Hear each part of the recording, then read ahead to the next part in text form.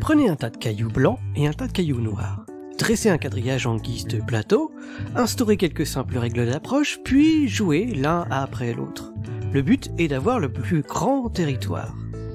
Une recette d'un jeu simple, mais ô combien stratégique, au point que, lorsque l'intelligence artificielle bat l'être humain, ça devient quelque chose de spectaculaire. Nous sommes le mercredi 15 décembre 2021, vous êtes dans l'épisode 460, bienvenue sur le podcast Science, et on va parler du jeu de Go.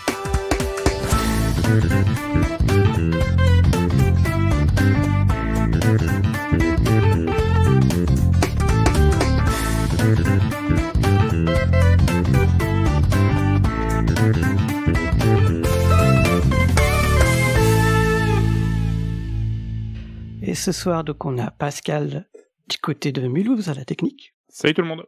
Ok. On a Pierre Akatopo du côté de Paris. Hello tout le monde. Et enfin, le pro maintenant, jeu du Go, Nicotube, qui est pas loin de Toulouse, c'est ça que tu disais ? Ouais, à Toulouse. Toulouse même. Eh bien, je te laisse la parole pour en parler un peu du jeu du Go, qu'on connaît pas trop, nous, en tout cas. Ouais, enfin, on va parler d'AlphaGo, plus précisément. AlphaGo. Donc ça commence à dater un peu maintenant, je me suis rendu compte que j'étais bien en retard, mais bon, c'est jamais trop tard pour Podcast Science. En 2016, vous en avez peut-être entendu parler, parce qu'on en a un tout petit peu parlé, il y a un ordinateur qui a réussi à battre 4 victoires à 1, Lee Sedol, qui était un des plus grands joueurs de Go à l'époque. Depuis, il a pris sa retraite, et justement c'est lié à ça.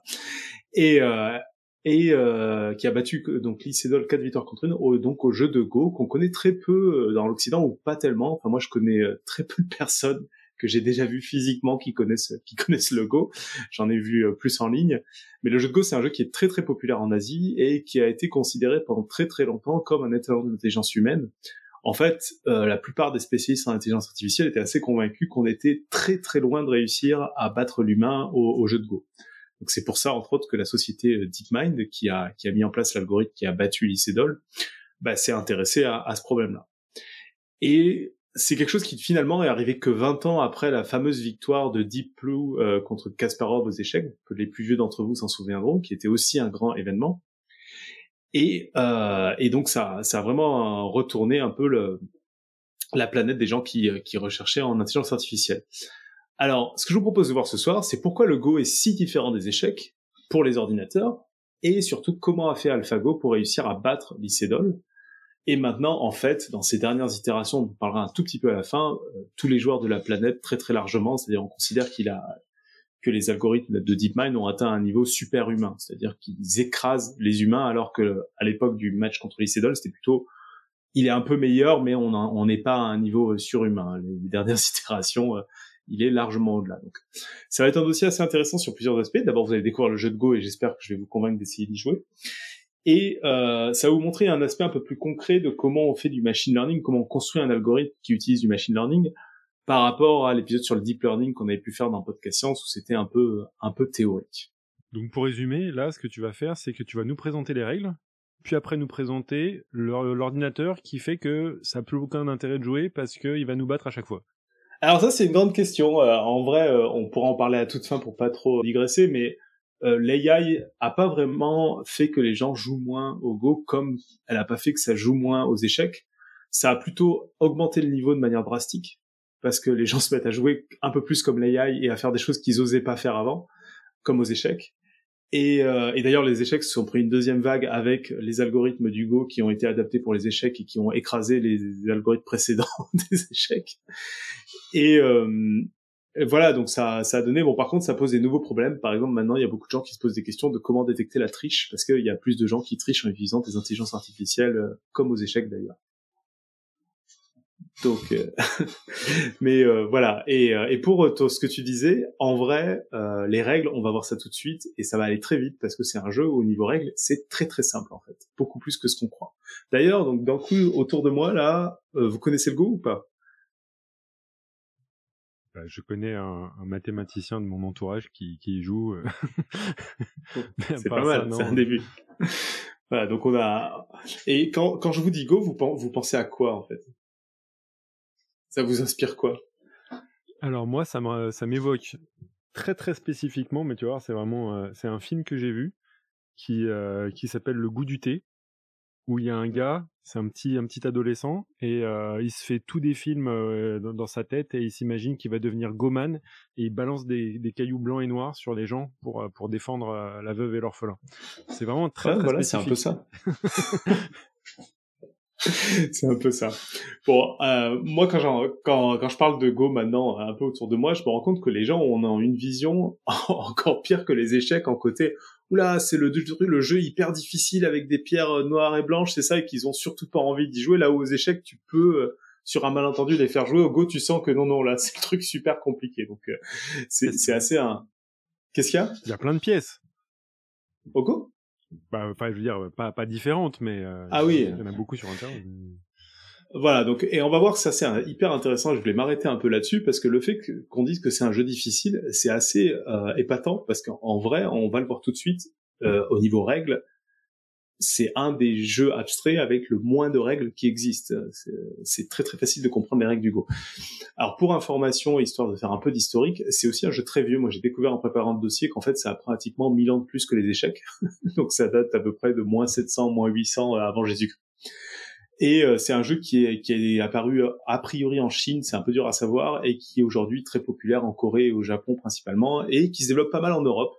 Entre autres, il y a eu récemment là, les championnats d'Europe, donc voilà, ça se développe tout doucement, et les Français sont pas mauvais d'ailleurs au Go. Et alors justement, le Go, en fait, ça a très peu de règles. C'est-à-dire, il y a grosso modo 4 règles. La première, c'est qu'à son tour, on a le droit de poser une pierre, n'importe où sur une des cases vides du plateau. La deuxième règle, c'est que si un ensemble de pierres est entouré, un ensemble de pierres de notre couleur noire est entouré par des pierres de notre couleur, elles sont capturées.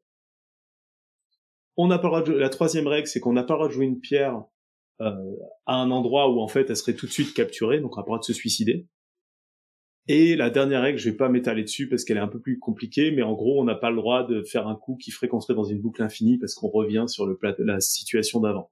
Donc on n'a pas le droit de jouer un coup qui revient en arrière.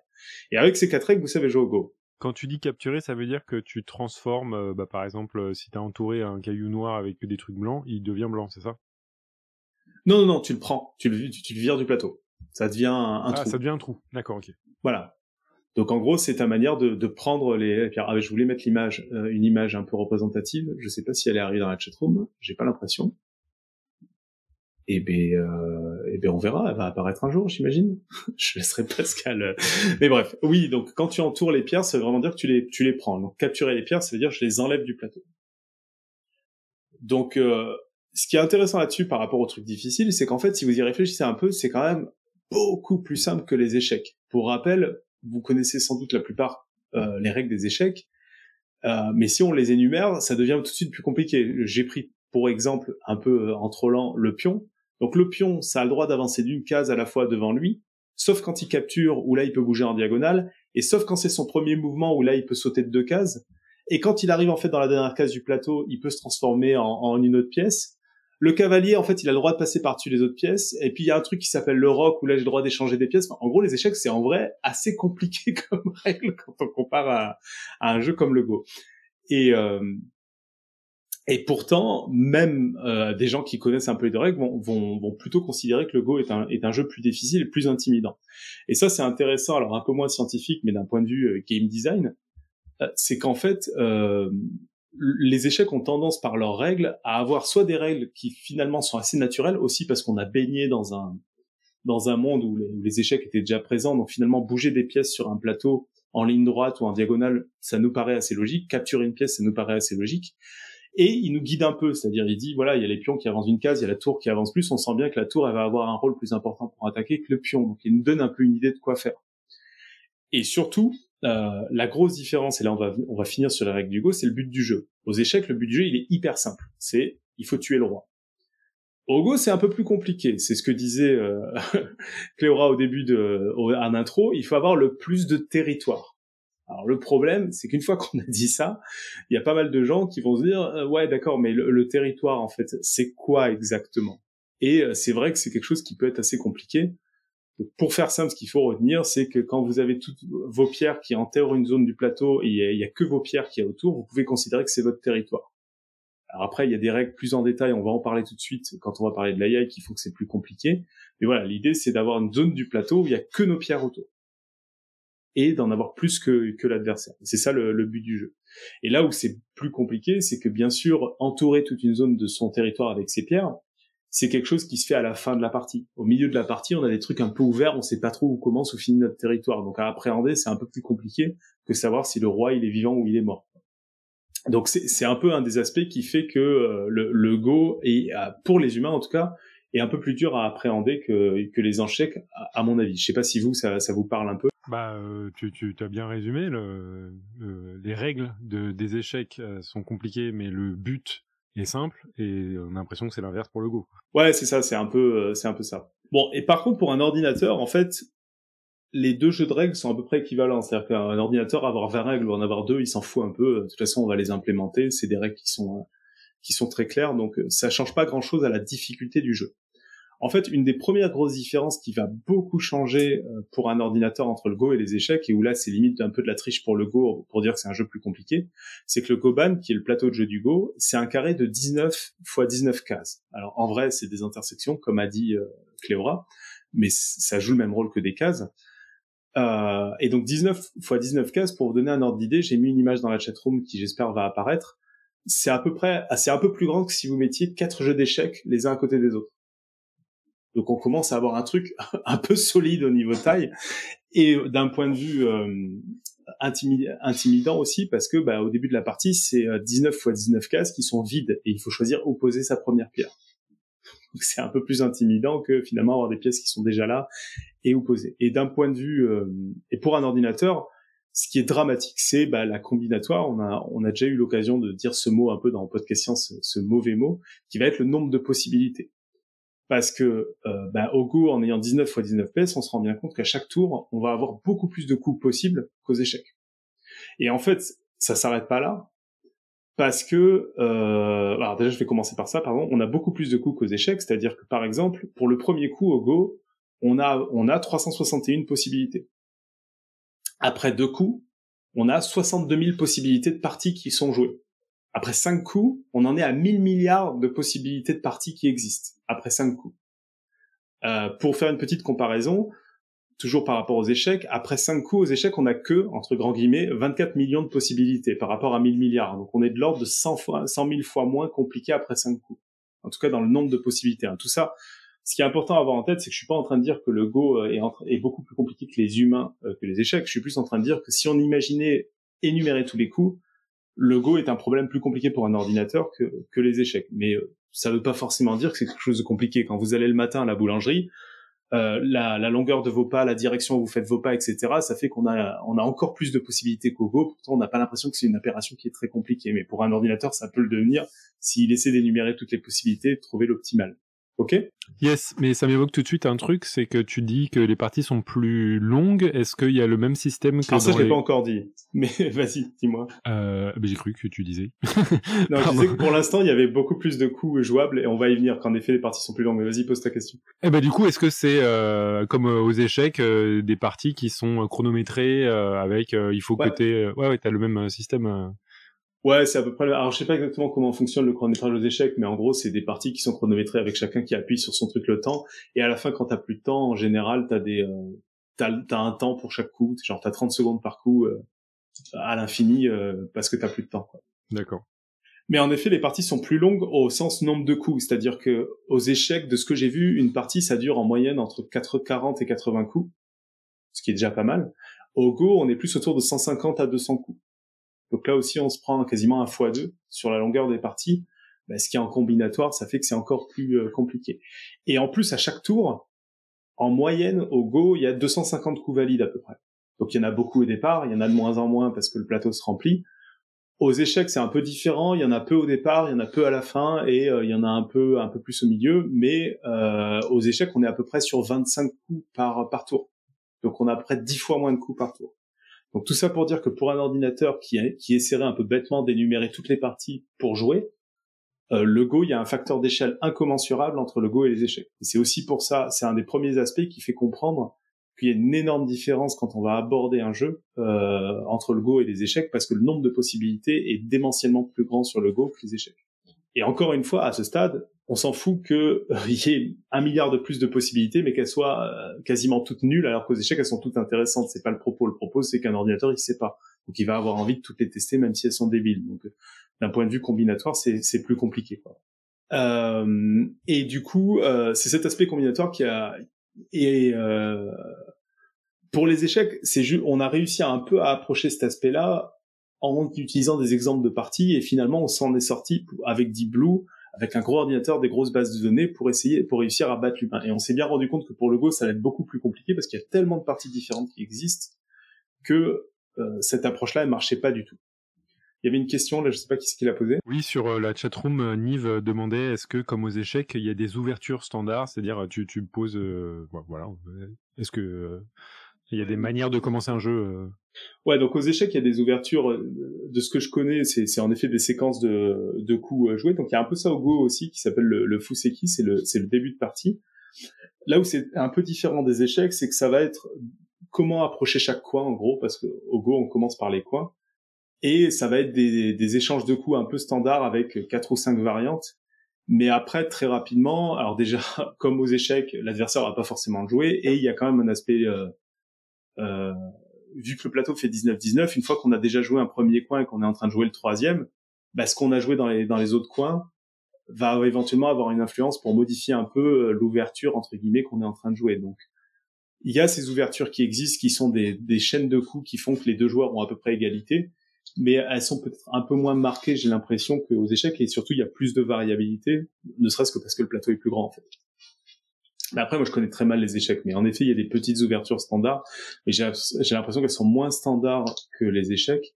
Et en plus, l'intelligence artificielle a montré qu'elles n'étaient pas si importantes que ça. C'est-à-dire qu'elle tendait à pas tout le temps les respecter parce que la situation locale faisait que c'était plus intéressant de jouer autre chose. Genre, à sortir du coin, carrément, l'intelligence artificielle, ou pas du tout? Elle reste quand même dans le coin. C'est pas forcément qu'elle sortait du coin, ça dépendait. C'est qu'elle allait... En fait, là, c'est des séquences très précises. Et au lieu de faire la séquence très précise, elle jouait un autre truc qui paraissait être un mauvais coup, et en fait, dans sa situation, c'était plus intéressant. Donc, faut vraiment avoir en tête que le fait que le plateau est 4 fois plus grand, et il n'y a pas de pièces au départ, ça change quand même pas mal la donne. C'est-à-dire que les relations entre plusieurs parties de plateau, c'est un peu comme si vous aviez plusieurs parties d'échecs en parallèle qui à un moment vont se rejoindre. Et donc on se doute bien que si on a fait une première ouverture dans un jeu d'échecs et qu'on joue un autre jeu d'échecs juste à côté dans le même plateau, bah la deuxième ouverture qu'on va faire, on a intérêt à réfléchir à l'ouverture qu'on a fait juste à côté. Donc là, je parle au-delà de mon niveau. Hein. Moi, je suis plutôt un amateur un peu expérimenté, mais reste un amateur. Et donc, il y a ce côté plateau plus grand qui joue sur ces ouvertures, je pense, pas mal. Ouais. Mais il y a quand même ces histoires d'ouverture. Par contre, une grosse différence par rapport aux échecs, même si là, c'était pas l'objet de la question, ce qu'il y a aux échecs qui a beaucoup aidé aussi l'AI, c'est les fins de partie. Les fins de partie aux échecs, elles sont résolues. C'est-à-dire qu'on sait que quand il y a 2-3 pièces qui restent sur le plateau, on sait exactement si ça va finir en nul, en victoire ou en victoire ou en défaite, et on sait quelle séquence il faut faire pour y arriver. Parce qu'il y a tellement peu de pièces et le plateau est petit que c'est faisable. Au Go, les fins de partie sont pas du tout résolues parce que c'est un peu l'inverse. Il y a tellement de pièces sur le plateau que les fins de partie sont toujours différentes. C'est quasiment impossible d'avoir 2 fois la même fin de partie. Parce qu'on est sur un plateau 19-19 avec des pierres partout. Et là où aux échecs, on se doute bien que des parties avec une tour et un fou, bah, ça reste une partie avec une tour et un fou, et elles peuvent se ressembler plus facilement, quoi. Et ça a beaucoup aidé aux échecs. Je crois qu'il y a pas mal d'algos dans les échecs qui ont les fins de partie qui sont même pas avec du machine learning, qui sont plus ou moins résolus, quoi. Et les joueurs pros, ils le savent. D'ailleurs, aux échecs, il y a pas mal d'abandons qui se font avant ça, parce que les joueurs, ils savent d'avance le statut de la fin de la partie en fonction des pièces qui leur restent. Ouais. Moi, j'ai une analogie, si tu veux. C'est que les échecs, c'est comme une grande guerre, alors que les jeux de Go, c'est plusieurs petites batailles, ici et là, et qui devient une grosse guerre à la fin, un peu bordélique, qu'on peut pas prévoir, en fait. Ouais, il y a un peu de ça, ouais. Il y a un peu de ça. Tiens, je vois une question de Blue Phoenix. Les points noirs sur le plateau, c'est plus pour donner des repères. Et en effet, c'est pas mauvais de commencer en jouant sur ceux des coins, en particulier ceux du milieu un peu moins, mais c'est pas du tout obligatoire. On joue où on veut. Je crois qu'historiquement, il me semble qu'il y a des règles de Go où on commençait avec des pierres déjà posées sur ces points-là. Mais c'est plus des indicateurs pour s'y repérer sur le plateau parce que le plateau est un peu grand. Et ce que tu dis, c'est assez vrai, c'est qu'il y a pas mal de petites batailles qui vont se regrouper à un moment, quoi. Voilà, donc là, ce qu'il faut retenir, c'est que déjà un aspect qui a fait que c'est très différent et qui faisait un peu peur, je pense, aux gens qui faisaient de l'intelligence artificielle là-dessus, c'est la combinatoire. C'est-à-dire que au-delà du jeu en lui-même et de comment il fonctionne, d'être sur un plateau 4 fois plus grand, même si c'était les échecs qui avaient une règle sur un plateau de 19-19, ce serait déjà beaucoup plus compliqué à gérer. Et sans doute qu'il y aurait un niveau de complexité qui fait qu'on n'aurait pas battu il y a 20 ans les échecs. Et le Go, de fait, ça se jouait sur un plateau 19-19. Mais j'ai vraiment du mal à comprendre comment tu as dit que donc les fins de partie n'étaient jamais, on va dire, résolues dans le Go, mais j'arrive pas à me représenter comme ça veut dire qu'il peut y avoir des retournements de situation imprévisibles. Ah, attends, résolu, pardon, tu as raison de poser la question. Résolu, ce que je veux dire, c'est vraiment au sens mathématique / informatique, c'est-à-dire aux échecs, c'est un peu comme comment on appelle le morpion. Le morpion, on connaît la manière de jouer optimale pour gagner systématiquement ou avoir un nul quand t'es le premier joueur. Pour avoir un nul quand t'es le premier joueur. C'est-à-dire que le morpion, c'est considéré comme résolu parce qu'on sait que si tous les deux joueurs jouent parfaitement, à la fin on obtient un nul. Et on sait comment faut jouer. Aux échecs, la plupart des fins de partie, avec la plupart des couples de 2-3 pièces, on sait à quoi on va aboutir et comment il faut faire pour y arriver en jouant parfaitement. Ouais, c'est les fameux quiz que tu vois parfois dans le monde ou les journaux, non, etc. Quiz, ils te disent... T'es un peu avant, ouais. Les quiz, t'es un peu avant. T'es pas encore dans cette fin de partie, je parle, parce que t'as plus de pièces en général. T'en as 4-5 de chaque côté. Là, je te parle vraiment, si t'as une tour... si chacun a un roi, bien sûr, parce que les rois sont toujours là. Il y en a un qui a un roi, un pion, l'autre, il a 2 tours et un roi. Tu sais que celui qui a 2 tours, il va gagner. D'accord. Et tu sais comment faire pour gagner. Alors là, c'est un exemple très simple que tu vois les premières fois que tu joues aux échecs. C'est pour ça que j'en parle, comme j'ai pas fait beaucoup d'échecs. Et avec 2 tours, tu sais comment aller coincer le roi et le mettre en échec et mat. Systématiquement. Mais si je me souviens bien de l'épisode sur, je crois que c'était la théorie des jeux, ça existe quand même dans le Go. C'est juste qu'on les connaît pas, les coups à jouer. Non, alors la grosse différence sur le Go, si tu veux, c'est que déjà en gros, tu peux imagine le nombre de fins de partie à 3 pièces aux échecs. Il y en a un certain nombre, mais il y en a pas des masses parce que le nombre de pièces différentes que tu as aux échecs, je vais le dire de mémoire, il va y en avoir une dizaine. Et donc tu prends les couples de pièces parmi 10, tu vas avoir un petit nombre. Au Go, tu as un plateau 19-19 où tu peux avoir des fins de partie t'en as un nombre de fins de partie différentes qui va être très très grand. Donc ça, c'est un premier argument qui fait que les fins de partie en elles-mêmes, tu peux pas toutes les avoir énumérées et tu peux pas avoir des machines qui vont les avoir mémorisées parce qu'il y en a sans doute plus qu'il y a d'atomes dans l'univers ou des choses comme ça. Et deuxièmement, t'as bien sûr des séquences locales qui sont très connues et qui sont très classiques, qui se jouent en fin de partie, qui sont même sans doute encore plus répétitives que ce que tu peux avoir aux échecs, mais t'as parfois des coups un peu comme dit Pierre, où tu vas avoir des combinaisons comme les pierres sont les unes à côté des autres, qui fait que tu vas réussir à faire des coups plus gros, très localement, parce qu'il y a une configuration très particulière. Et ce qui, à ma connaissance, existe moins aux échecs, alors je pense que ça peut exister si t'as des ensembles, mais tu vois, plus que 2-3 pièces par joueur, qui existent. Alors là, je parle des fins de partie, quand tu joues la partie jusqu'au bout. Aux échecs comme au Go, des fois, t'as des joueurs qui abandonnent avant la fin, hein, donc là, on est sur autre chose. Mais c'est plutôt le côté où t'as un nombre de types de plateaux de fin de partie qui existent, qui est beaucoup plus grand au Go qu'aux échecs, où en fait, aux échecs, vu que tu finis avec peu de pièces, il y a un moment où tu peux quasiment énumérer tous les types de fin de partie à 3 pièces que tu peux avoir, quoi. Là où au Go, tous les types de fin de partie à 200 pierres, tu te rends bien compte que c'est un peu compliqué, quoi. Effectivement. Donc, encore une fois, c'est pas un argument humain, là, hein, c'est un argument machine, c'est-à-dire que j'ai pas dit que toutes les parties de fin de partie de Go étaient plus intéressantes qu'aux échecs, je dis juste que d'un point de vue machine, clairement, tu peux pas avoir la même approche parce que tu pourras pas les énumérer, quoi. Donc c'est clairement quelque chose qui est très différent, entre autres dans l'approche AI. Bon, un autre aspect qui pour moi est limite plus intéressant et qui vraiment fait que c'est pas un hasard qu'on ait réussi à battre que l'AI ait réussi à battre l'humain au Go récemment, c'est ce qu'on appelle les boucles de rétroaction. Dans la plupart des jeux vidéo et des jeux modernes, on a très souvent ce qu'on appelle des boucles de rétroaction. C'est-à-dire qu'un joueur, il sait en général très rapidement si ce qu'il fait c'est bien ou pas. C'est ça quand vous jouez à Tetris et que vous voyez que vous marquez des points quand vous faites un Tetris. C'est une boucle de rétroaction qui vous dit, ah ben tiens, faire ça c'est bien, ça te fait gagner des points. C'est le boss d'un jeu vidéo qui clignote en rouge quand vous arrivez à lui faire mal. C'est, ah tiens, t'as trouvé comment on lui fait mal. C'est le héros qui perd de la vie quand il marche sur des épines. Ah ben faut pas marcher sur des épines. Et ça, c'est assez important parce que, déjà, pour un joueur, ça fait qu'il comprend un peu à quoi ça sert ce qu'il est en train de faire. Donc, c'est pas mal.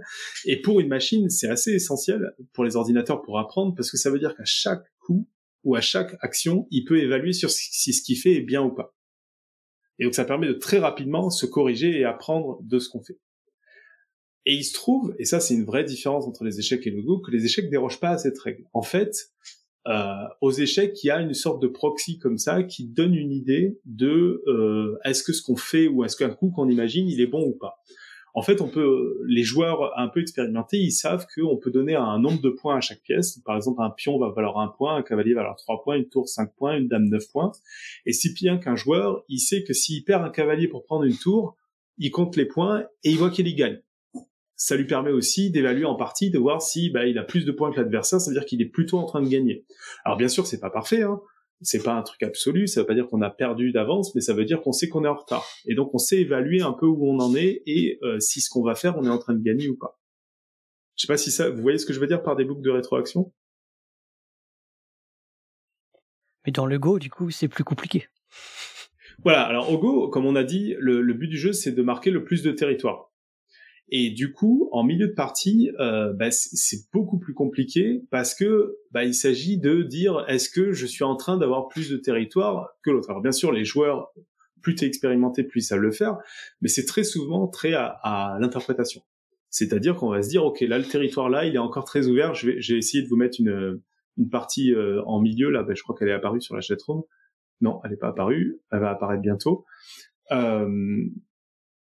Tous les territoires sont ouverts, donc le joueur va se dire bon là ce territoire-là, moi je pense que l'autre il peut pas attaquer plus que ça, donc je vais le fermer ça, donc ça me fait à peu près tant de points, donc ça me fait plus de points que l'adversaire.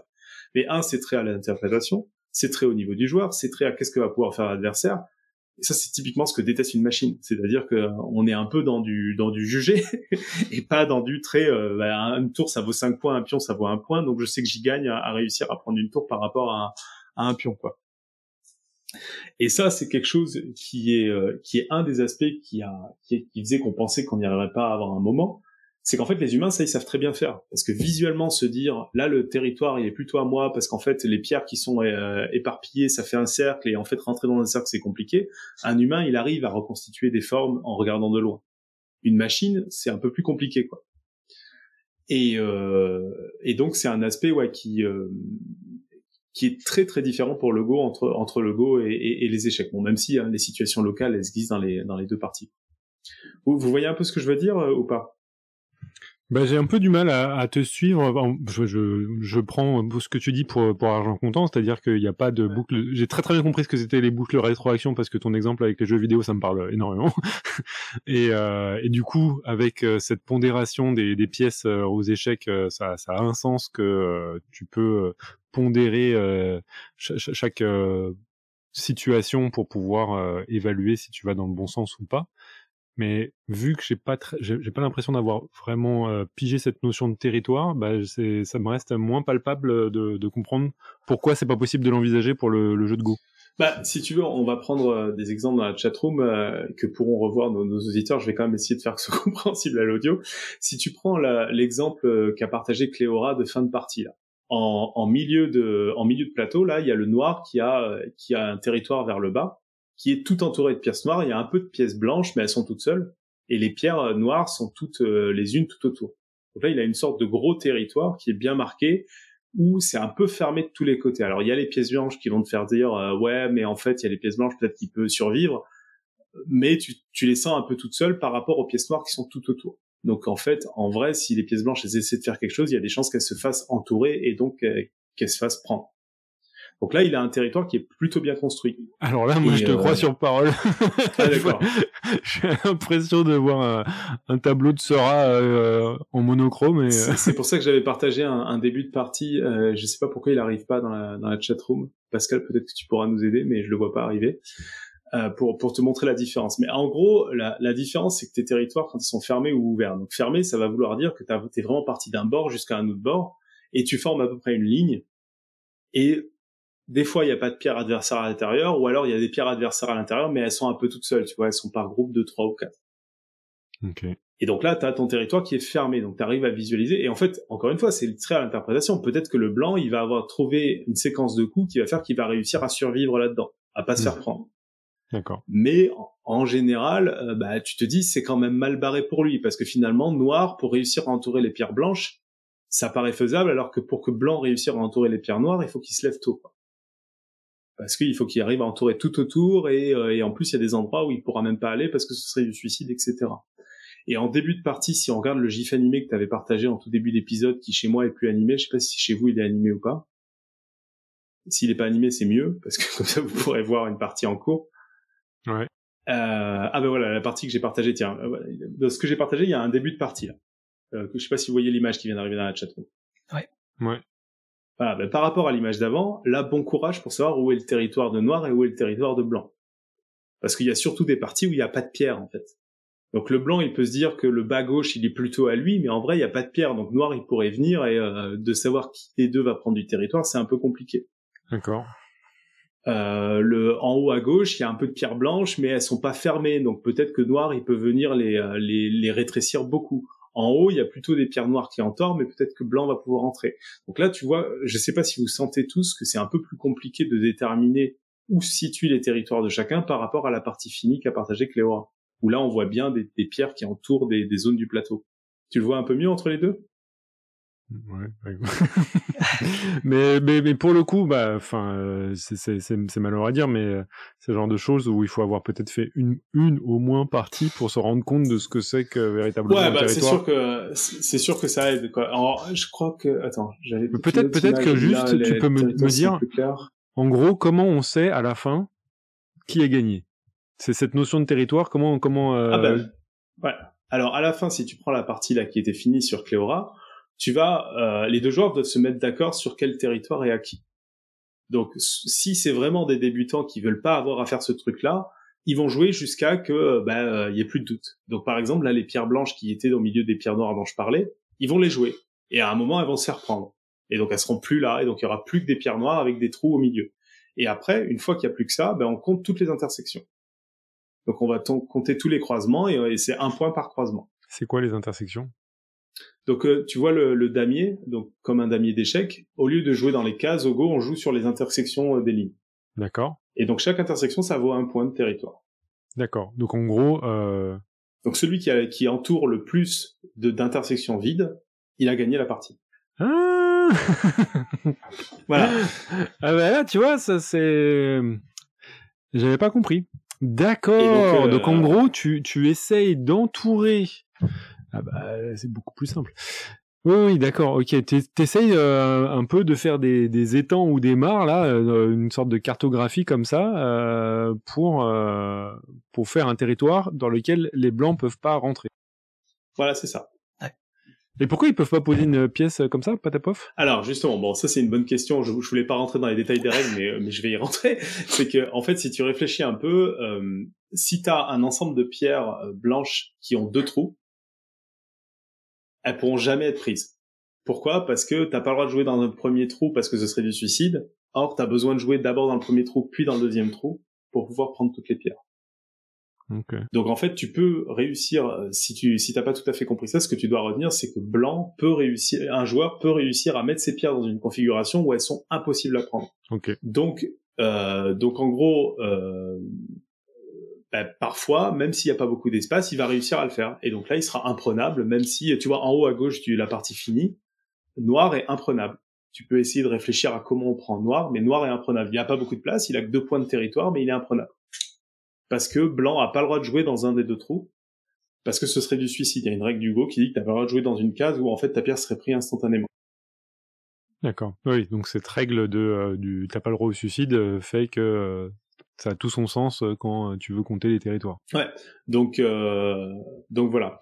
Et donc oui, tu entoures le plus de territoire. Et donc pour revenir à AlphaGo, ce que je disais, c'est que si vous regardez l'image, je crois qu'il fut un temps, je pouvais mettre en avant. Je sais pas si on peut toujours, peut-être pas. Ah non, c'est que je suis pas logué.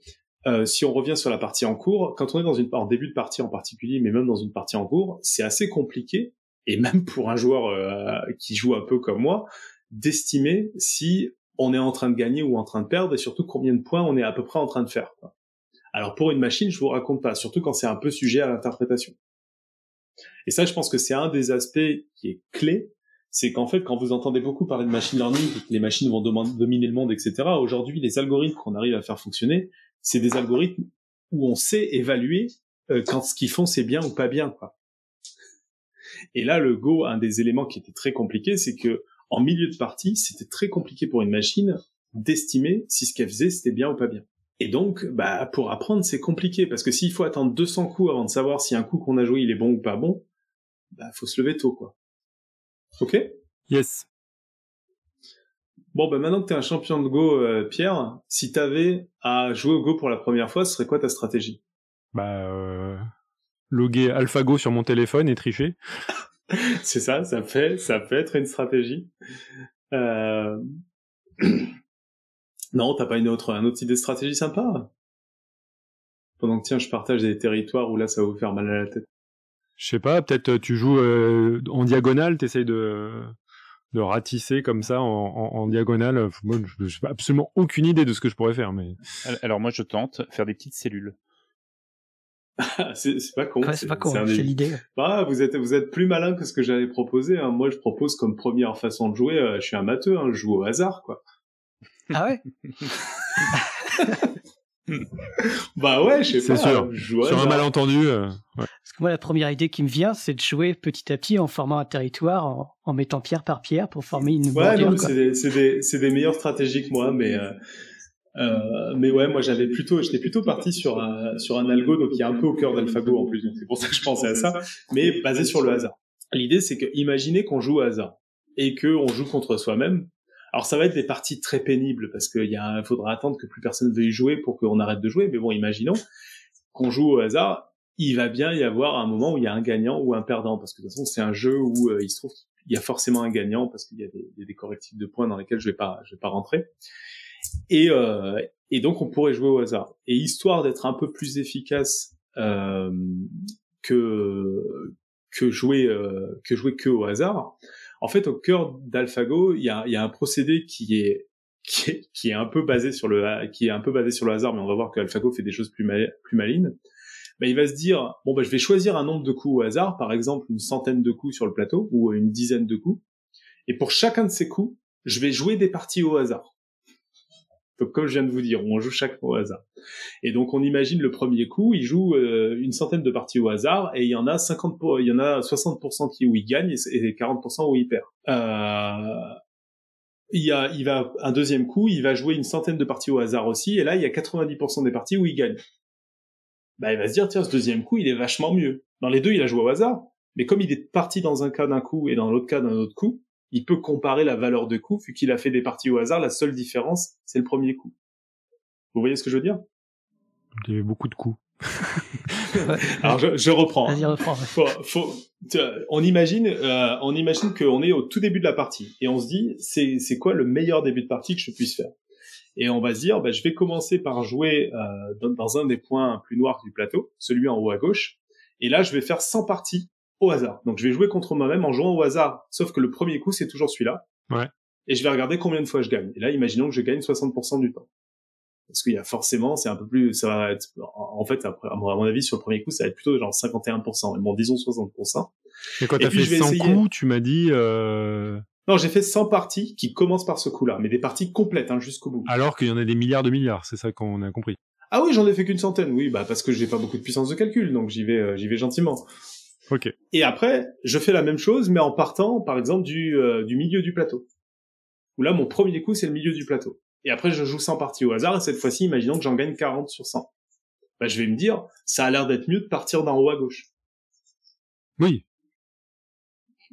Alors, il y a que du hasard partout, hein, mais en fait, j'ai quand même pu comparer deux coups, vu que la seule différence que j'ai, c'est le premier coup que j'ai fait.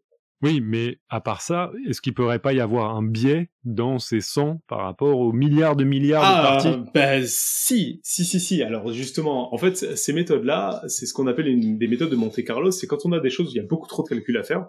Ouais. On va essayer de faire au hasard des échantillons sur ces parties. Et donc là où tu as raison, Pierre, c'est qu'en général, faut faire un peu attention. Il faut peut-être pas prendre 100 parties, peut-être qu'il faut en prendre 10 000 par coup. pour histoire d'être un peu mieux. Mais c'est des manières d'approcher qui sont pas mal, en fait. D'accord. Donc même si tout est au hasard, c'est une manière d'approcher. Par exemple, si on fait un algo de Go comme ça, ce que j'ai lu, c'est que, alors que, comme j'ai dit, c'est très con comme algo, il arrive à avoir un niveau de très bon amateur. De base. Juste en faisant voilà des coups au hasard où il compare. Alors il a pas du tout un niveau de professionnel, il en est très très loin, mais il a un niveau de ce qu'on appelle le niveau 1 Dan, qui est un niveau de bon amateur. Très bien, donc ce serait, en gros, il se serait fait une matrice de coups qu'il aurait pondéré en faisant cette chaîne de Markov pour... Ouais, en faisant des parties au pif, mais en commençant toujours par les coups qu'il veut tester. Ok, d'accord. Bon, bah... Voilà, et en fait, au cœur d'AlphaGo, il y a ce système-là. Alors, on va voir que c'est beaucoup plus raffiné que ça, mais il y a ce système de dire, comme je peux pas essayer toutes les parties, bah, je vais en essayer au pif quelques-unes, et je vais choisir celles qui me paraissent le mieux au vu de mes estimations. Alors, ce qui est assez amusant là, c'est que vous devez être assez étonné qu'un truc comme ça puisse marcher, mais c'est quelque chose qui est assez courant en fait, ces méthodes de Monte Carlo, quand on peut pas faire tous les calculs, bah, d'aller les faire grâce à un peu de hasard en testant au pif les solutions, quoi. Lui, je dis Markov, mais c'est Monte Carlo, rien à voir. Ouais, oui, c'est Monte Carlo. Après, je crois qu'il y a des liens. Je suis pas dans les détails, mais je crois qu'il y a des liens. Donc, dans le cœur d'AlphaGo, c'est clairement pas du hasard. Vous allez voir qu'il y a pas de système au hasard comme ça derrière. En tout cas, pas à ce point-là. Mais il y a cette logique de dire, je vais pas pouvoir explorer tout l'arbre des possibilités, donc je vais partiellement essayer des trucs et je vais en fonction de ça décider. Ouais, c'était précisément une des questions qu'il y avait donc de gros bêta sur la chatroom qui disait faire les coups au hasard, c'est pas comme explorer l'arbre des possibilités partiellement. C'est ça. Tu viens de dire ça, ouais. Ouais, c'est ça, c'est exactement ça. Mais quand tu disais, par exemple, t'explores tu fais 100 parties au hasard par coup que tu veux tester. Mais virtuellement, au début, tu testes toutes les cases. Ah ben non, t'en testes que quelques-unes que t'as choisies, ouais. D'accord. Parce que ce hasard-là, par contre, il est pas super significatif, du coup. Non. Mais ça suffit à avoir un avantage. Non, mais enfin, j'ai dit que ça faisait un niveau de bon amateur. Ça reste un amateur, ça reste pas un très bon amateur. Et mais ce hasard, il est pas significatif. Mais si par exemple, tu testes 100 cases, tu commences à en tester pas mal, ou même 50 cases, c'est pas dégueu. Tu commences à faire 1000 ou 10 000 parties. Tu vois, l'un dans l'autre, bah oui, t'as peut-être pas le coup. En fait, l'idée, c'est que t'as sans doute pas la solution optimale, mais t'as sans doute une solution pas dégueu. C'est un peu, je crois que ces systèmes-là sont par exemple utilisés pour le voyageur du commerce, où tu sais que trouver la solution optimale, c'est un peu compliqué, bah donc t'en testes au pif, mais tu fais un au hasard suffisamment malin pour qu'en fait tu trouves un truc suffisamment bon, quoi. C'est quoi le voyageur de commerce ? Voyageur du commerce, c'est le problème qu'ont Amazon et tous les livreurs, etc., qui est de dire t'as 50 colis à livrer à des positions différentes. Quel est le chemin optimal pour faire le chemin le plus court pour livrer tous les colis? Et ça, c'est un problème qui est connu comme étant très compliqué, c'est-à-dire en temps de calcul, si tu voulais tout explorer, c'est beaucoup trop compliqué, et donc il faut des méthodes, il y a plein de méthodes qui existent pour essayer de trouver une solution pas mal. C'est-à-dire, on sait pas si c'est l'optimal, mais on sait qu'elle est pas mauvaise. Je vois. Et on voit qu'il y a des gens qui y arrivent très mal, Chronopost par exemple, quand vous suivez leur livraison, petite anecdote, vous les voyez passer 5 fois à côté de chez vous, vous dites que leur voyageur du commerce c'est pas très bon. Bref, donc voilà, on a une base, un cœur d'algorithme qui est assez intéressant, sauf qu'on a un peu un problème, c'est que comme disait Pascal, choisir des coups au hasard c'est pas foufou, et comme vous disiez aussi, jouer des parties au hasard c'est pas dément non plus, quoi. Donc c'est ça où AlphaGo va essayer d'améliorer un peu ça. Et en fait, quand on joue au jeu de Go, on va avoir une approche qui a un peu des similarités, c'est-à-dire que au vu de l'expérience et des parties passées, mais ça comme les échecs d'ailleurs, on va commencer à avoir un feeling sur qu'est-ce que c'est un bon et un mauvais coup. Donc sur un état de la partie, on va se dire « Ah, je sens plutôt jouer à cet endroit-là ou cet endroit-là ». Donc on va avoir déjà une bonne idée de quelques endroits où ça paraît intéressant de jouer. Et qui pourraient justement servir de base comme coup à tester justement. Et ça, c'est un peu, quand je vous avais parlé de l'épisode sur le deep learning, on sait qu'avec le machine learning, avec les réseaux de neurones, on est capable justement avec des bases de données d'exemples, d'apprendre à un peu reproduire ces exemples, de généraliser, de dire, voilà, je vais te donner 30 millions de parties de Go, où à chaque fois j'ai un état de plateau et voilà le coup que j'ai joué, et c'est d'apprendre à jouer comme ça. Donc ça veut pas dire qu'il va jouer aussi bien, mais au moins il aura des intuitions un peu comme on pourrait avoir en connaissant tout l'historique des parties de l'humanité, quoi.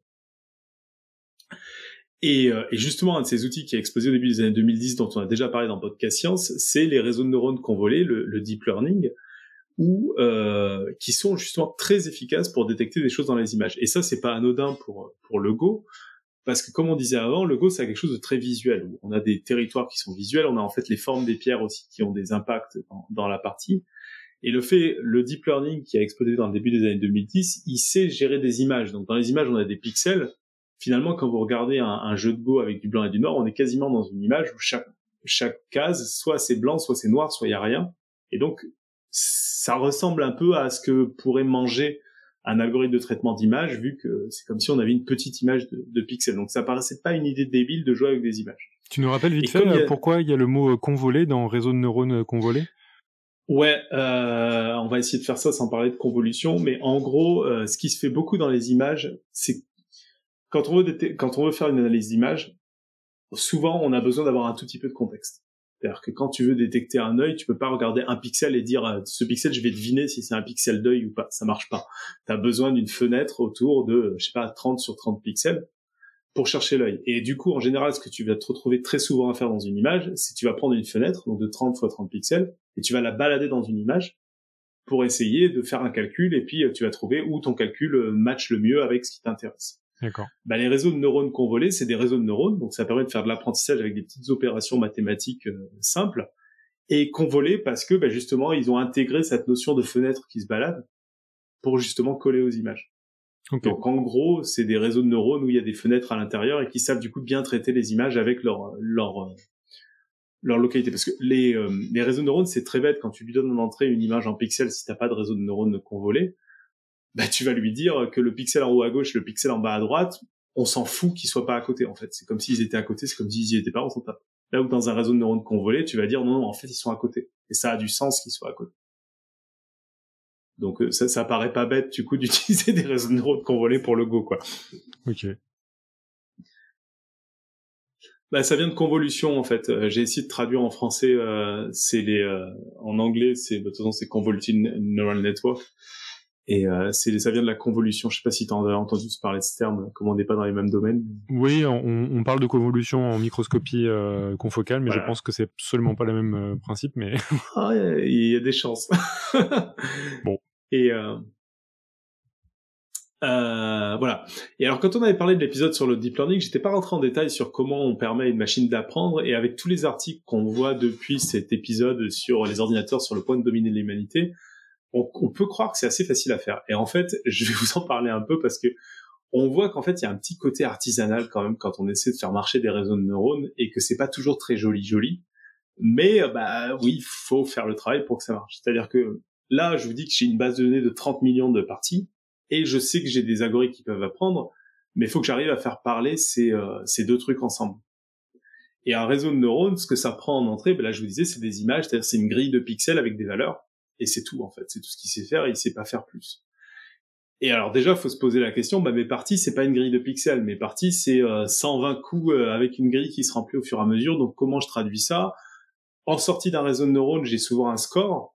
Là, mon score, ça va être quoi? Au Go, je peux mettre le nombre de points. Est-ce que c'est pertinent? Est-ce que c'est pas pertinent? Etc. Donc, par exemple, pour AlphaGo, ce qu'ils se sont dit qu'ils allaient prendre toutes les parties, ils allaient exploser les coups. C'est-à-dire, ils allaient séparer tous les coups de toutes les parties et considérer que c'était... des éléments indépendants, c'est-à-dire ils ont le coup de la partie 1 et le coup 23 de la partie 118, ça leur fait, d'ailleurs c'est pas 30 millions de parties, c'est 30 millions de coups, ça leur fait une énorme base de données de coups joués au Go. Donc, ils savent que il y a une pierre qui a été jouée à cet endroit-là et voilà l'état du plateau. Et ils savent un autre truc hyper important, ils savent qu'à la fin, noir a gagné.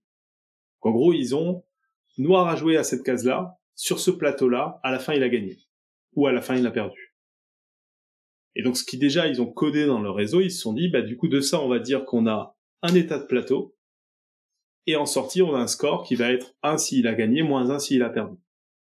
Et ils vont dire, voilà, moi, je veux que tu apprennes ça, je veux que tu arrives t'as un état de plateau, tu arrives à deviner si il va perdre ou pas. qui est exactement ce qu'on voulait faire avant. Et en fait, s'ils faisaient que ça, ils se sont rendus compte, à mon avis, que ça marchait pas très bien, et ils ont été obligés d'introduire plein d'autres trucs dans le réseau de neurones, donc ils se sont pas contentés du visuel du plateau. Ils ont rajouté des petits éléments que typiquement, très vite, on apprend à faire au Go. Des petits éléments de règles, par exemple, combien de pierres il reste pour réussir à entourer un groupe de pierres donné pour qu'il se fasse capturer. Donc, est-ce qu'il est plutôt en danger ou pas? Ça, ils lui ont donné en entrée du réseau. Ils ont dit, tu vois, là, ce groupe de pierres-là, il faut 5 coups pour le prendre, donc fais attention, fais pas trop attention. Ils ont aussi un mis dans le réseau quelle était la taille des groupes de pierres, donc pour voir s'ils étaient importants ou peut-être moins importants. Est-ce que cette pierre, elle risque de se faire prendre dans un ou deux pièges très classiques au Go? Donc en fait, ce qui est très intéressant, c'est qu'au lieu de dire il y a une sorte de boîte noire géniale qui apprend, en entrée, ils lui ont donné quand même quelques éléments de règles pour l'aider, pour lui dire, tu vois, ça c'est un peu important dans le jeu. Derrière, tu vas pouvoir apprendre à déduire si c'est gagné ou perdu, et cet élément-là, ça peut t'aider, quoi. Donc on est un peu loin de la machine, elle apprend toute seule comme une grande qu'on entend souvent dans les médias, quoi. Ouais, en gros, il y a des experts de Go qui étaient là pour fournir énormément de input dans le réseau neuronal pour que c'est un sens, quoi, pour que ça fonctionne. Ouais, c'est ça. C'est-à-dire que c'est pour aider. Et puis je pense que ça s'est fait au fur et à mesure, en fait. Ils ont dû se rendre compte que le truc faisait des erreurs débiles et ils se sont dit, tiens, on va lui rajouter cette information-là qui va l'aider à apprendre. D'accord. Et voilà. Enfin, en gros, voilà. Ce qu'il faut retenir, c'est que la plupart des algos de machine learning qu'on arrive à faire fonctionner aujourd'hui, souvent c'est pas joli. Il y a un peu d'artisanat comme ça, où soit on leur donne plus d'informations, soit il y a du traitement qui est fait avant ou après pour aider le réseau. Donc c'est pas de la triche, parce que le but c'est de faire un algorithme qui fonctionne, mais c'est pas magique, quoi. C'est pas on te file les données puis pouf ça marche et tout le monde est content, quoi. Et c'est pour ça qu'il y a du travail et que DeepMind a eu du travail, quoi. Bon, bref, à partir de là, grâce à leur réseau et grâce à ces parties, ils ont pu entraîner un réseau qui était capable, pour une position du plateau, de lui donner une sorte de note, de dire, en fait, en jouant là, ça, je lui donne 80% de chance de victoire, 20% de chance de victoire, 30% de chance de victoire, enfin, de donner une note à ça. Et là, ça commence à devenir très intéressant, parce que si on revient à notre recherche de Monte Carlo avant, qui cherchait des coups au pif, déjà, on a une sorte d'heuristique pour choisir un coup qui est un peu plus intéressant. C'est-à-dire, au lieu de prendre 10 coups au hasard qu'après on va tester, on peut prendre les 10 coups qui lui paraissent les plus intéressants selon le réseau de neurones. Et là, on se rapproche d'un peu de ce que ferait l'humain, c'est-à-dire de dire, j'ai mon intuition qui me dit que ces 10 coups sont intéressants, c'est ceux-là que je vais explorer. Donc déjà, en faisant ça, on va lui dire, le réseau de neurones dit, ces 10 coups sont très intéressants, allons les explorer avec des parties au hasard. Et pouf, on commence à avoir un réseau qui fait des choses plus intéressantes. Vous voyez ce que je veux dire ou pas? Yes. Ouais, ça me parle bien. En gros, on a une sorte de mimer l'intuition humaine en utilisant ce réseau de neurones, mais tout en guidant avec régulièrement des inputs pour éviter qu'il fasse trop de catastrophes, quoi. Ouais, c'est ça. Et le réseau de neurones, du coup, là, ce qui est intéressant aussi, c'est que on va voir après qu'on va continuer à le faire apprendre. Et au lieu de choisir, par exemple, le meilleur coup qu'il donne, comme ce truc donne des scores, par exemple, il va dire, là, il y a 70% de chances de victoire, là, il y a 30% de chances de victoire. On va continuer à tirer au hasard les coups qui nous intéressent, mais on va les pondérer par les scores que donne le réseau de neurones. C'est-à-dire que si un coup paraît 9 fois meilleur qu'un autre, il aura 9 fois plus de chances d'être testé. D'accord. Mais ça voudra pas dire que l'autre a pas de chance d'être testé. Ça, c'est pour garder un peu de dynamique au réseau qui fait que quand il va devoir apprendre en jouant, il pourra des fois essayer des trucs. Sinon, il essaye jamais rien parce qu'il joue tout le temps son coup optimal, donc il teste pas, quoi. Ce qui est une sorte de manière d'implémenter un peu de la créativité dans le truc, quoi. D'accord. Voilà. Et l'autre aspect qui est voilà, et l'autre aspect où ils ont utilisé un autre réseau de neurones dont je vais parler tout de suite, c'est qu'au lieu de jouer des parties au hasard, quitte à avoir un réseau de neurones, en fait, ils en ont entraîné un autre, qui était quasiment le même, sauf qu'ils l'avaient optimisé pour qu'il soit très rapide, pour qu'on puisse très rapidement évaluer une partie. Donc il était moins bon que le premier, mais ça leur permettait qu'au lieu de jouer des parties au hasard, ils jouaient des parties avec leur deuxième réseau de neurones. Et comme ça, ils jouaient des parties qui donnaient une meilleure estimation de est-ce que je vais gagner ou perdre en jouant ce coup-là. Ils se sont fait deux adversaires virtuels pour pouvoir augmenter Alors, c'est la pas vitesse deux adversaires virtuels, c'est vraiment que t'as un peu deux réseaux de neurones. T'en as un qui est très élaboré, qui est un peu long, un peu lent, qui lui va avoir l'intuition dont tu parlais avant, et l'autre qui permet de, un peu comme nous on fait, d'aller très rapidement jouer une partie pour voir si c'est un coup gagnant ou pas. Ok. Donc c'est un peu comme toi où toi quand tu joues à un jeu, typiquement sur ces jeux abstraits, tu vas imaginer les coups suivants du coup que tu veux jouer pour te dire est-ce que ça paraît être un bon coup ou pas. Quand tu fais ça, t'es pas aussi bon que quand tu choisis ton premier coup, parce que quand tu choisis ton premier coup, t'es dans une stratégie plus globale. Là, tu vas essayer très rapidement un ensemble de coups parce qu'il y en a beaucoup à tester. Là, c'est un peu pareil. T'en as un qui va rapidement aller jouer sa partie, et t'en as un autre qui va un peu choisir de manière plus forte la partie, quoi. Ok. Et grosso modo, c'est comme ça qu'AlphaGo fonctionne, c'est-à-dire qu'il a donc son premier réseau qui choisit des coups qui l'intéressent, et son deuxième réseau qui va les jouer pour voir si ça lui donne plus ou moins de victoires. Et après, il va choisir le coup qui combine une bonne intuition et une bonne suite de coups derrière, une bonne suite de parties derrière. C'est clair ? Yes. Ah ouais. Et alors, ça s'arrête pas là, parce qu'à ce stade-là, quand vous avez fait ça, vous avez grosso modo un réseau qui est parti de parties de professionnels.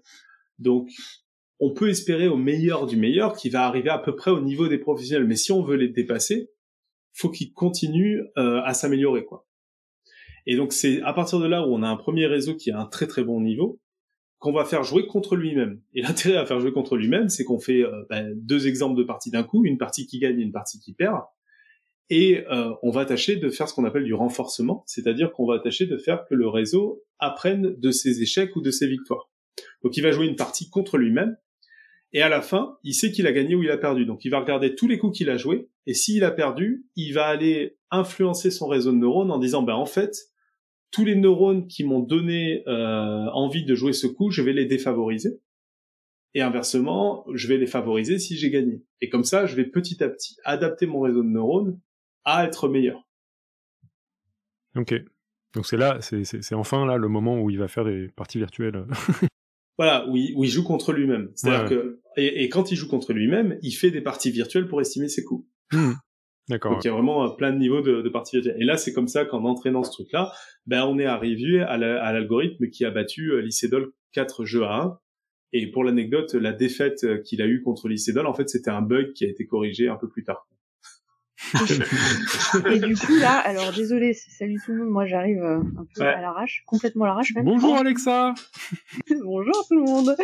Bonjour. J'étais coincée dans une réunion à la fac. Du coup, par rapport à ce que tu dis, c'est du renforcement de ton réseau en fait que l'algorithme fait, si j'ai bien compris. À la fin, ouais. Donc d'abord, il y a deux réseaux de neurones avec un arbre de décision de Monte-Carlo. Et ce truc-là, ils ont mis un renforcement dedans. D'accord. Donc c'est un peu comme ce que Cléora a expliqué pour la mémoire, dans l'épisode mémoire, où finalement les traces mnésiques des expériences se renforçaient. C'est un peu le même genre de choses qui se passe. Ouais, c'est ça. Là, c'est vraiment ça. Et en plus, c'est fait de manière relativement bête parce qu'ils considèrent que tous les coups d'une partie gagnante sont intéressants. Ce qui, en fait, à mon avis, est pas très vrai. Mais comme il a pas mieux comme manière de faire, il fait comme ça. Alors en fait, après ils ont en vrai le AlphaGo, d'ailleurs même des AlphaGo, ils ont aussi un troisième réseau qui est capable d'estimer la qualité d'un coup. Et donc ils pondèrent aussi le renforcement par la qualité d'un coup, c'est-à-dire qu'ils ont fait un réseau qui est capable de dire ce coup-là m'a fait gagner 20 points d'un coup alors que celui-là plus 1 point. Donc ce coup-là est plus important que l'autre. D'accord. Mais bon, ça j'ai un peu passé outre parce que déjà 2 réseaux de neurones ça suffisait. Mais voilà, il y a un autre réseau qui est capable aussi de pondérer ce renforcement pour aller encore un peu plus loin, quoi. Et voilà. Donc si on résume, ce qui est intéressant là-dedans, c'est qu'on parle souvent dans les articles de tiens, le machine learning a détruit tel truc et tel truc, mais on voit qu'en fait c'était pas automatique de faire marcher un algo de machine learning pour battre au Go. Et que ça demandait en fait pas mal de travail et un peu d'artisanat pour faire marcher vraiment les paramètres, etc. Donc c'est un peu ça qu'il faut retenir. Et malgré tout, le problème, c'est que ça c'est vrai, sauf que depuis il y a eu un autre algorithme de la même société qui s'appelle AlphaZero et qui AlphaZero est capable de battre le AlphaGo qui a battu Lycédol sans partie à 0. Donc il écrase complètement AlphaGo. Et AlphaZero, il a une particularité qui va me faire remettre en question tout ce que je vous ai raconté, qui est que lui, il a utilisé aucune donnée humaine pour s'entraîner. Il a joué contre lui-même et il écrase donc tous les humains. Donc son petit nom à lui, c'est Skynet, c'est ça? Bah, c'est ça. Et pour compléter le truc, c'est que je vous ai parlé donc d'un algorithme relativement compliqué, avec du Monte Carlo, avec 3 réseaux de neurones. AlphaZero, c'est un réseau de neurones. C'est tout. Alors, beaucoup plus gros, mais en fait, l'algorithme est beaucoup moins complexe.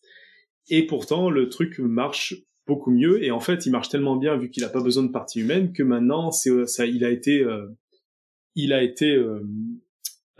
décliné pour plein d'autres jeux, c'est-à-dire que c'est le meilleur algorithme aux échecs, c'est le meilleur algorithme au shogi, qui sont les échecs japonais, etc., sur plein d'autres sociétés. Je crois qu'il a été aussi décliné pour StarCraft, il me semble, mais là, il n'arrive pas encore à battre les meilleurs joueurs. Et attends, mais voilà, donc... tu vas nous dévoiler quand même comment il fait ou pas? Bah alors, je voudrais bien, mais j'ai essayé de comprendre. En gros, c'est assez compliqué, mais c'est vraiment qu'un gros réseau de neurones qui combine un peu tout ce que je vous ai raconté avant. C'est-à-dire qu'en fait, au lieu de jouer des parties, même avec son réseau, le réseau de neurones est capable d'estimer à l'avance le plateau s'il va gagner ou perdre. Donc c'est le réseau qui fait ça tout seul et qui est renforcé automatiquement. Il fait plus vraiment des tirages de Monte Carlo parce qu'il estime ça. En fait, il estime tout directement. C'est un énorme réseau de neurones qui apprend tout ça et qui fait du renforcement avec lui-même. Donc au début, il joue très bête, mais très rapidement, il arrive à progresser. Et il a plus non plus ce que je vous ai expliqué tout à l'heure, c'est-à-dire encoder les... il a plus d'aspects artisanaux où les gens sont intervenus pour... Bah, il a plus ces trucs-là où on lui donne des règles, etc. Donc c'est une sorte de généralisation complètement d'AlphaGo. Ah oui, il a plus donc c'est là, maintenant on a peur. Qu'est-ce qu'il y a? Là, c'est maintenant où on a peur, on est d'accord. Ah oui. Voilà, c'est ça où on a un peu peur. Alors, on a un peu peur, oui et non, parce que ce qui est intéressant, c'est que tout ce qu'il sait faire, c'est jouer au Go, hein, AlphaZero. Et en fait, il sait rien faire d'autre. Mais en effet, ça a été un progrès qui était assez impressionnant, qui est beaucoup moins intéressant à raconter dans le podcast science, parce qu'en vrai, c'est un peu compliqué à comprendre, et en fait, c'est pas plus intéressant, je trouve, au niveau structure. Par contre, la prouesse est impressionnante, parce qu'il a pas utilisé de données humaines. Il fonctionne beaucoup mieux et il l'écrase, c'est-à-dire que là on est à un niveau qui est largement au-dessus d'AlphaGo, quoi, dont je parlais avant. Il s'est pas mesuré à Lycédol, ça n'a absolument aucun sens de le faire. Bah Lycédol, il a perdu 4 parties à 1 contre le AlphaGo, et d'ailleurs contre la première version d'AlphaGo. AlphaZero, il gagne 100 parties à 0 contre AlphaGo. Et est-ce qu'il a fait un commentaire pour dire j'aurais jamais pu gagner dans ces parties-là? Lycédol, il a pris sa retraite du Go et je crois que c'est plus ou moins du fait de l'arrivée des AI. D'accord, ok. Donc, mais t'imagines, putain, les nerfs. Non, je pense pas. Il a trouvé ça. En fait, il y a un super documentaire sur YouTube sur AlphaGo que je vous conseille tous, qui est gratuit, hein, et où tu vois que ils ont été, en plus, les Asiatiques ont été assez impressionnés de voir qu'une machine arrivait à reproduire des comportements qui étaient très humains, d'intuition, etc., quoi. Ou des coups très impressionnants, et surtout qu'il s'est mis à jouer. Et quand ils ont découvert ça, tu le vois dans le film, il y a des coups à un moment dans le match contre Lycédol où t'as les commentateurs qui sont en train de se foutre la gueule d'AlphaGo parce qu'il fait un mauvais coup. Et en fait, ils se rendent compte 10 coups plus tard, ah non, mais c'est pas mauvais, en fait. Ça se passe plutôt bien. Et du coup, voilà, c'est assez intéressant de voir ça. Et ouais, c'est assez impressionnant là-dessus, quoi. Et comme ça l'a été pour les échecs, hein, d'ailleurs, les échecs depuis ont pas mal progressé grâce à l'AI. Et quand tu disais que ça a détourné du Go, moi je trouve que ça permet aussi de découvrir le jeu de manière plus facile, parce que maintenant quand tu joues en ligne, à la fin tu peux avoir une analyse par l'AI de ta partie. Donc des fois c'est un peu compliqué à analyser, mais des fois tu vois qu'il y a un coup qui t'a fait perdre. Et tu vas le voir, tu comprends, faire ah ouais, et il te dit non, t'aurais dû jouer là-haut. Et tu te rends compte que t'as des réflexes humains que l'AI a pas. Par exemple, elle est acharnée à essayer de tuer un adversaire, alors que si tu jouais en haut à gauche, c'est bon, t'avais plus de territoire, t'as pas besoin de le tuer. D'accord. Tuer ou capturer ses pierres, quoi. Et c'est un peu paternaliste, là, tu vois, genre le truc, genre, espèce d'humain, tu ne cherches qu'à détruire ton adversaire, mais tu devrais... Non, mais moi, c'est des trucs que j'ai remarqué qui sont hyper intéressants. T'as des AlphaGo, qui maintenant tout le monde joue comme ça au Go, il est obsédé par les coins, c'est-à-dire il va attaquer les coins comme un bourrin, alors que les joueurs le faisaient pas trop, parce qu'il dit, bah en fait, il y a plein de points à prendre, moi j'y vais, quoi. D'accord. Et donc, donc ouais, ça te fait voir, mais Mais voilà, mais oui, AlphaZero, ça a ce côté frustrant, moi, quand j'ai fini le bouquin sur AlphaZero, de dire, ah ouais, mais en fait, AlphaZero, il y a rien à raconter au niveau structure, c'est un gros réseau de neurones, quoi. Et qui fonctionne mieux que tout le reste. Mais je trouvais que la structure d'AlphaGo était intéressante comme première étape. Mais ils sont partis de zéro pour faire AlphaZero, où il y a quand même quelque chose qui était présent dans AlphaGo qu'ils ont réutilisé dans ce réseau de neurones. Ouais, c'est très très inspiré d'AlphaGo. Il y a beaucoup de choses similaires. Après, non, je pense que les réseaux étaient très similaires, etc. T'as un peu l'impression que AlphaGo, c'est un peu le travail où au bout d'un moment, t'as réussi à faire fonctionner le truc. Et AlphaZero, t'as l'impression que c'est la version cleanée, quoi, où ils ont un peu nettoyé tous les trucs superflus. Ok. Et ils en ont fait un beau réseau au milieu, quoi, en se disant mais finalement, ils ont pas réinventé la roue, quoi. Pas complètement, mais quand même un peu. Déjà, ce qui est épatant, c'est qu'il s'est pas eu besoin de données humaines. Mais tu vois, juste de se dire, finalement, jouer des matchs avec un réseau de neurones, est-ce que c'est pas un peu con quand j'ai un réseau qui est capable d'estimer la qualité de mon plateau? Un peu, en vrai. Si tu te poses 2 secondes la question. Et du coup, ils se sont dit, autant que ce soit le réseau qui lui-même fasse ça. Ce qui est épatant dans AlphaZero, c'est qu'ils aient réussi à entraîner ce truc. Parce que plus ton réseau est grand, plus c'est dur de l'entraîner. Et là, le truc arrive à s'entraîner tout seul sans données humaines. Ça, c'est assez impressionnant. Surtout que le renforcement, souvent, d'ailleurs, je sais pas si c'est pareil en psychologie, Cléora, quand tu pars de rien du tout, AlphaGo, il joue comme un débile, quoi. Même pas comme un débile, il joue pire que comme un débile, quoi. Il joue n'importe comment, il joue au hasard.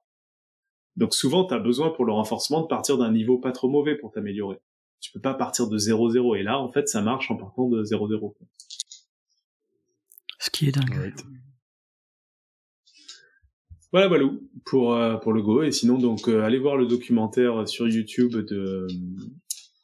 d'AlphaGo. Je vais le mettre dans la chatroom.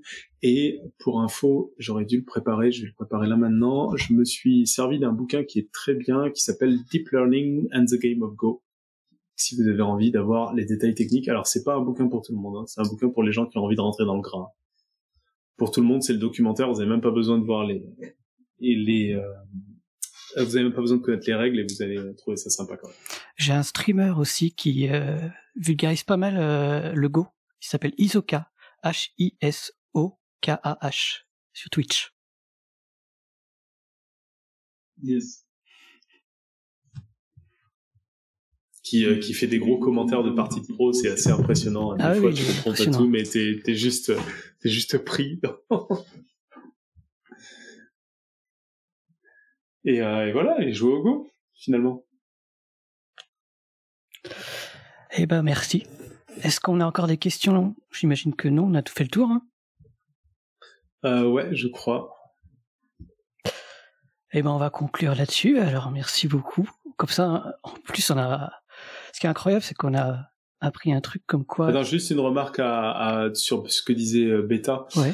Beta dit, si AlphaGo utilise des données humaines et que AlphaZero utilise AlphaGo, alors AlphaZero utilise des données humaines. Alors, il a bien fait de faire cette remarque parce que j'ai dit quelque chose de pas clair du coup.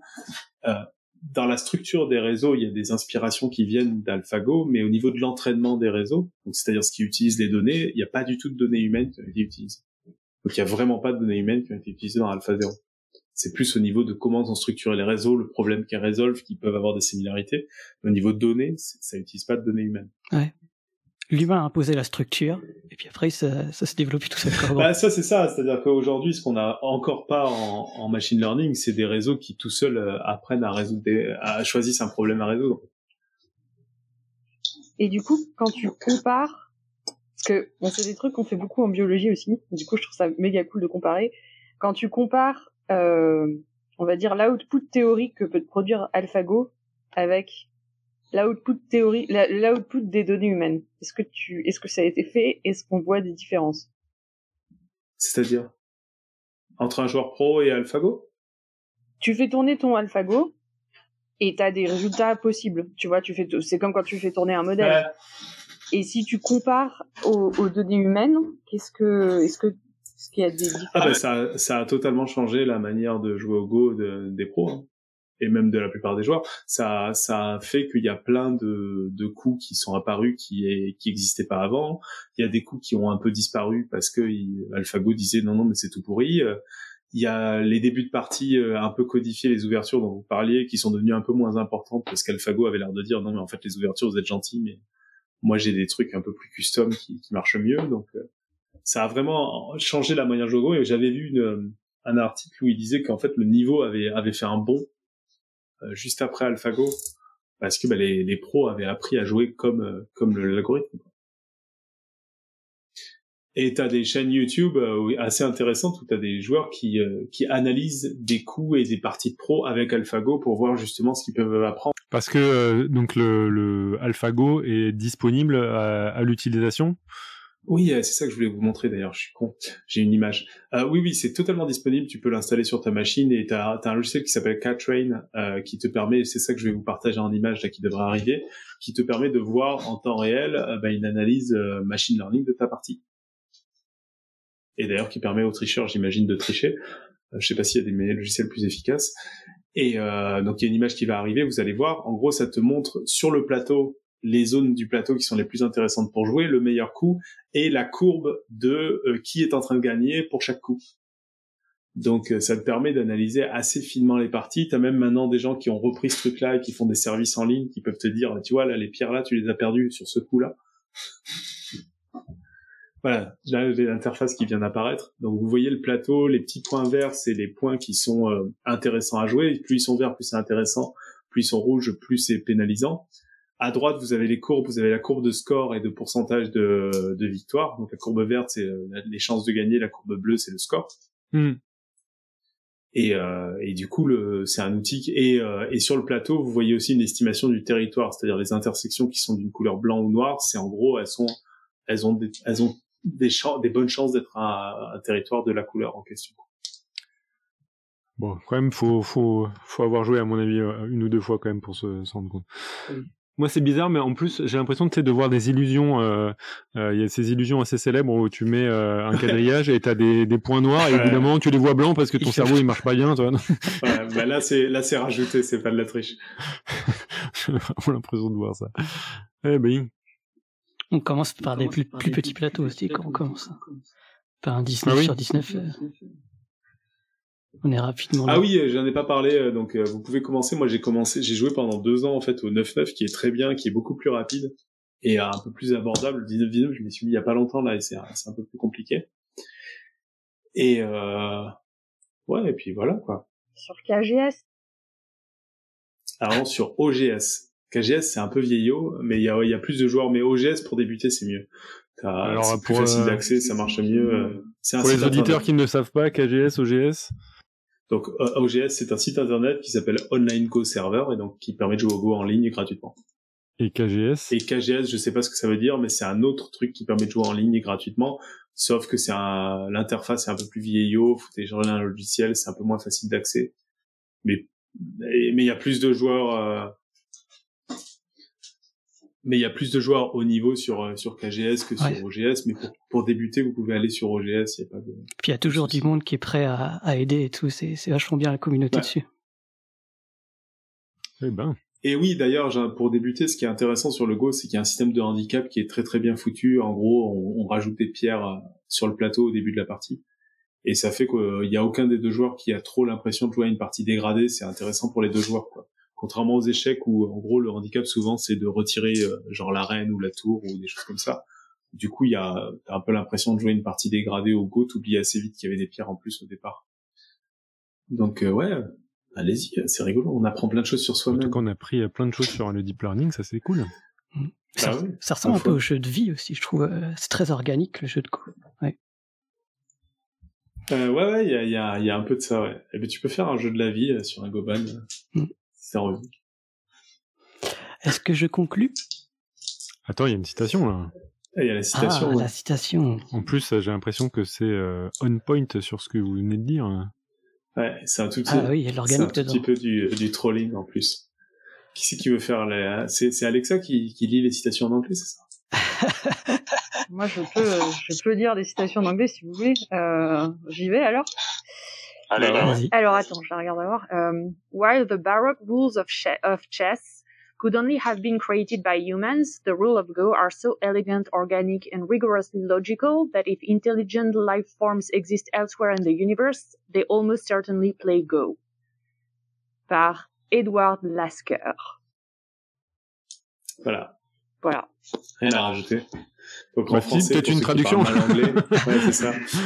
Bien que les règles baroques des échecs ont seulement pu être inventées par des humains, les règles du Go sont tellement élégantes, organiques et rigoureusement logiques que si une autre forme d'intelligence dans l'univers existe, elle joue probablement au Go. Et pourquoi ils auraient choisi 19 sur 19? Ouais, ça, mais en fait, tu peux jouer, il y a des gens qui jouent au 17 sur 17 aussi, au 13 sur 13, ou sur, ah oui, et d'ailleurs, faut que j'en parle parce que je suis matheux de la bande, hein, mais le Go sur un Tor, il y a que ça de vrai, quoi. Donc le Go sur un Tor, pour info, c'est qu'on connecte les bords comme dans Pac-Man, le haut va en bas et le bas et la droite va à gauche, quoi. Et l'intérêt, c'est qu'il n'y a plus de bords, donc c'est parfait, il n'y a plus les limites. Ah oui. Il y a toujours des courants alors quand même. Bah non. Non mais. Tout est. Ah ouais, c'est complètement ouvert. Ah ouais. Ah, vous pouvez jouer en ligne, il y a un site pour jouer au Tor sur un Tor. Ils ont fait tourner AlphaZero sur le jeu de Go en Tor. Ah, c'est une bonne question, je sais pas du tout. Je crois qu'il s'en fout des tailles de plateau, donc il peut tourner sur d'autres plateaux, mais sur le Tor, je sais pas. Au début, réflexe, j'ai entendu Tor, TOR, rien à voir, quoi. Ah, ça y est, j'ai chopé Nive dans la chatroom pour jouer au Go Toric. Eh bien, on peut conclure, je pense. Eh bien, je conclus. Parce qu'en attendant que nous, on est toujours là en vulgarisation scientifique, hein, c'était pas l'intelligence artificielle qui le fait, bien qu'elle soit a priori maintenant imaginative et créative, hein, presque. Nous, humains, on est encore là. Humains ou végétal ou parasitaire, hein, ça dépend pour certains. Par le hasard des coups de nos prochaines émissions, espérons que cela nous donnera toujours une saison organique, toujours pleine de vie pour gagner la partie. Et en attendant, que servir la science soit votre joie.